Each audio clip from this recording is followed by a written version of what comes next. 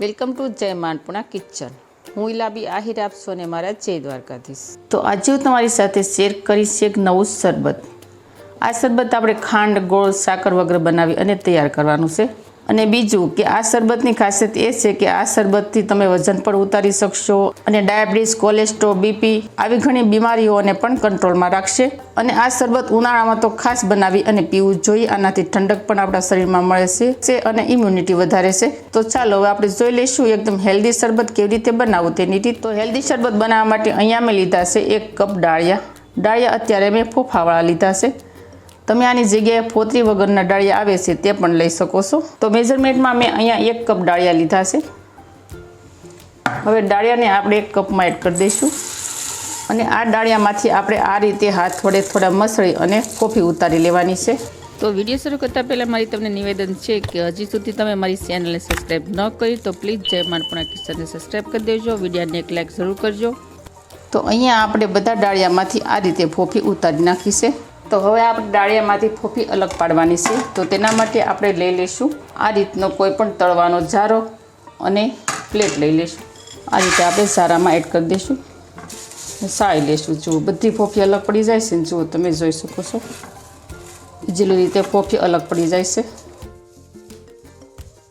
તો આ રીતે ડાળિયામાંથી ફોફી અલગ પાડ્યા બાદ આપણે આ ડાળિયાને બાઉલમાં એડ કરી દઈશું. તો હવે આની અંદર આપણે લઈ લઈશું વઘારિયા 5 મરચાં.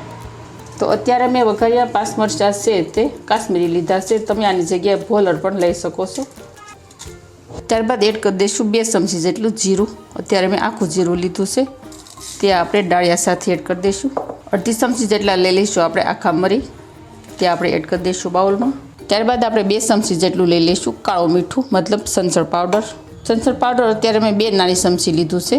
2 નાની ચમચી જેટલું લઈ લઈશું આપણે નોર્મલ મીઠું. થોડા આપણે લઈ લઈશું ફુદીનાના પત્તા. ફુદીનાના પત્તા એડ કરવાથી પણ બહુ સરસ ફ્લેવર આવે છે. તો આ રીતે આપણે મસાલા એડ કર્યા બાદ આગળની પ્રોસેસ કરીશું. તો તેના માટે જઈશું ગેસ તરફ. તો હવે આપણે ગેસ ઓન કરી દઈશું અને ગેસ પર પેન રાખી દઈશું.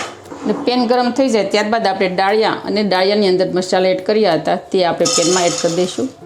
અને થોડી સુગંધ આવવા મળે ત્યાં સુધી આપણે તેને રોસ્ટ કરી લઈશું. આ રીતે આપણે તેને હલકા રોસ્ટ કરવાના છે. તો સરસ ડાળિયામાંથી અને બીજા મસાલામાંથી સુગંધ આવવા મળી છે. હવે આ સ્ટેજ ઉપર આપણે ગેસની ફ્લેમ બંધ કરી દઈશું. તો હવે આપણે આ પેનને ગેસ પરથી નીચે ઉતારી લઈશું અને આ બધા ઇન્ગ્રીડિયન્ટ્સને સરસ રીતે ઠંડા થવા દઈશું. તો અહીંયા આપણે ડાળિયા અને મસાલા સરસ ઠંડા થઈ ગયા છે. હવે આપણે તેને મિક્સર જારમાં એડ કરી દઈશું. તો મિક્સર જારમાં એડ કર્યા બાદ આપણે સરસ રીતે ફાઇન પાવડર તૈયાર કરી લઈશું. તો જુઓ અહીંયા આપણે એકદમ સરસ ઝીણો પાવડર કરી નાખ્યો છે તૈયાર. તો હવે આ તૈયાર થઈ ગયેલા પાવડરને આપણે સરસ રીતે સાળી લઈશું. તો જો આ રીતે આપણે સાળી લઈશું તો કોઈ પણ જાડી કણી રહી ગઈ હોય કે મોટી કણી રહી ગઈ હોય તે સરસ રીતે ગળણામાં આવી જાય અને આપણું શરબત માટેનું એકદમ સરસ પ્રીમિક્સ તૈયાર થઈ જાય. તો જુઓ તમે જોઈ શકો છો અહીંયા આપણે સત્તુના શરબત માટેનો સરસ મજાનું પ્રીમિક્સ થઈ ગયું છે તૈયાર. જુઓ આપણે આ રીતનો પાવડર તૈયાર કરવાનો છે, બિલકુલ કણી ન રહે એ રીતે. તો તમે આ રીતે શરબતનું પ્રીમિક્સ બનાવી અને 3 થી 4 મહિના સુધી સ્ટોર પણ કરી શકો છો. તો સ્ટોર કરવા માટે અહીંયા મેં લીધું છે કાચનું કન્ટેનર. હવે આ પ્રીમિક્સને આપણે કાચના કન્ટેનરમાં એડ કરી દઈશું. જ્યારે તમને સત્તુનું શરબત પીવાનું મન થાય ત્યારે તમે સત્તુનો પ્રીમિક્સ એડ કરી અને ફટાફટ શરબત બનાવી અને પી શકો છો. અને આ સત્તુનું શરબત શરીર માટે ખૂબ હેલ્થી અને ફાયદાકારક છે. તો અહીંયા આપણું સત્તુના શરબત માટેનું પ્રીમિક્સ થઈ ગયું છે તૈયાર. તો હવે આ પ્રીમિક્સમાંથી આપણે શરબત બનાવી અને તૈયાર કરવાનું છે. તો કેવી રીતે ચાલો જોઈ લઈશું. તો શરબત બનાવવા માટે અહીંયા મેં એક તપેલી લીધી છે. તપેલીમાં આપણે 1 લીટર જેટલું પાણી એડ કરી દઈશું. તમારે જેટલું શરબત બનાવવાનું હોય તે પ્રમાણે તમે પાણી પ્લસ કે માઇનસ કરી શકો છો. તો અત્યારે હું 4 ગ્લાસ શરબત બનાવું છું તો તેના માટે હું 1 લીટર પાણી લઉં છું. તો શરબત બનાવવા માટે અહીંયા મેં ઠંડુ પાણી લીધું છે. તેમાં આપણે 2 ચમચી જેટલો સત્તુનો પાવડર એડ કરી દઈશું. હવે આ શરબતમાં આપણે 1 નંગ ડુંગળી એડ કરી દઈશું. ડુંગળીને આ રીતે ઝીણી ઝીણી કટ કરી નાખી હતી તેને આપણે શરબતમાં એડ કરી દઈશું. આ શરબતમાં ડુંગળીનું ફ્લેવર્સ બહુ સરસ લાગે છે. થોડા લીલા ધાણા એડ કરી દઈશું અને 1 ડુંગળીને મેં આ રીતે કટ કરી નાખી હતી રાઉન્ડમાં, તે આપણે એડ કરી દઈશું. ત્યારબાદ થોડા આઈસ ક્યુબ એડ કરી દઈશું અને સરસ રીતે મિક્સ કરી દઈશું. તો અહીંયા આપણું ઠંડુ ઠંડુ સત્તુનું શરબત થઈ ગયું છે તૈયાર. તો તમે પણ આ રીતે બનાવજો, બહુ સરસ જલ્દી બની અને તૈયાર થશે અને ઉનાળામાં પીવાની ખૂબ મજા આવશે. તો હવે આ શરબત ફ્લેવરના પહેલાં આપણે 2 ગ્લાસ ભરી લઈશું.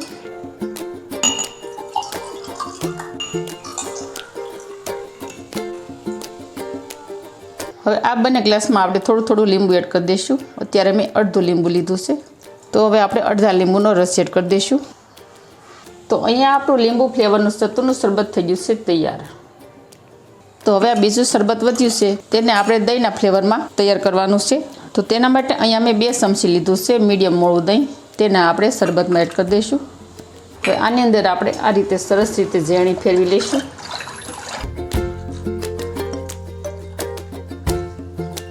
તો દહીં એડ કરેલું સત્તુનું શરબત પણ બહુ સરસ તૈયાર થઈ ગયું છે.